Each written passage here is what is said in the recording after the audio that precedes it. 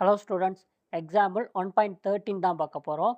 இதில் என்ன கொடுத்துருக்காங்க அப்படின்னா, ஏ கொடுத்துருக்காங்க, பி கொடுத்துருக்காங்க, அப்புறம் ஃபங்க்ஷன் சொல்லி ஒன்று கொடுத்துருக்காங்க. அப்புறம் ஏயிலிருந்து பிக்கான சார்பாகும். அப்புறம் எஃப் வந்து ஒன்றுக்கொண்டான சார்பு, மேல் சார்பு இல்லை என காட்டுக அப்படின்னு கொடுத்துருக்காங்க. ஓகே, இதுக்கு முன்னாடி டைப் ஆஃப் ஃபங்க்ஷன் வீடியோ போட்டிருக்கோம். அந்த வீடியோவை செக் பண்ணி பாருங்கள், உங்களுக்கு ஃபங்க்ஷனை பற்றி ஒரு ஐடியா கிடைக்கும். ஏ என்ன கொடுத்துருக்காங்க, 1 2 3. பி வந்து 4 5 6 7. அதே மாதிரி ஃபங்க்ஷன் என்ன கொடுத்துருக்காங்க, 1,4 2,5 3,6 அப்படின்னு கொடுத்துருக்காங்க.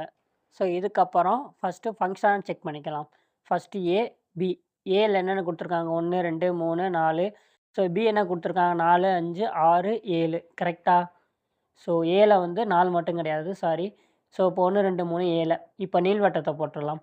இப்போது ஃபங்க்ஷனில் கொடுத்துருக்காங்கல்ல, அந்த நம்பரை நம்ம மேட்ச் பண்ணிடலாம். 1க்கு 4, 2க்கு 5, 3க்கு 6. ஓகே, இது ஃபங்க்ஷனா? எஸ், இது ஃபங்க்ஷன் தான். இதுக்கப்புறம் இது ஒன்றுக்கொன்றான சார்பு, மேல் சார்பு இல்லை அப்படின்னு காமிக்க சொல்லியிருக்காங்க. ஓகே, ஒன்றுக்கொன்றான சார்புனா என்ன?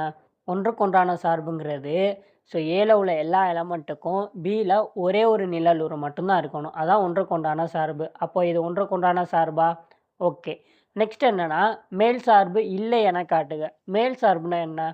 மேல் சார்புங்கிறது பியில் உள்ள எலமெண்ட், அதாவது துணை மதிப்பகம் இருக்குல்ல, எல்லாத்துக்குமே 300 இருக்கணும். ஸோ இதில் 7ங்கிற நம்பருக்கு 300 இல்லை. அதனால் இது மேல் சார்பு கிடையாது. ஸோ டைப் ஆஃப் ஃபங்க்ஷனில் வந்து நம்ம தனியாக ஒரு வீடியோ போட்டிருக்கோம். அந்த வீடியோ செக் பண்ணி பார்த்தீங்க அப்படின்னா இன்னும் தெளிவாக புரியும். ஸோ அந்த வீடியோ லிங்க்கு கீழே டிஸ்கிரிப்ஷனில் கொடுக்குறேன்.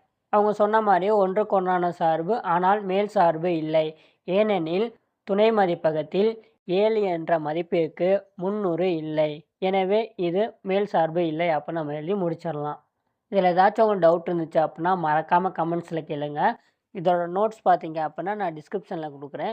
அதை பார்த்தீங்க அப்படின்னா இன்னும் கொஞ்சம் ஐடியா கிடைக்கும். ஸோ அதையும் யூஸ் பண்ணிக்கோங்க.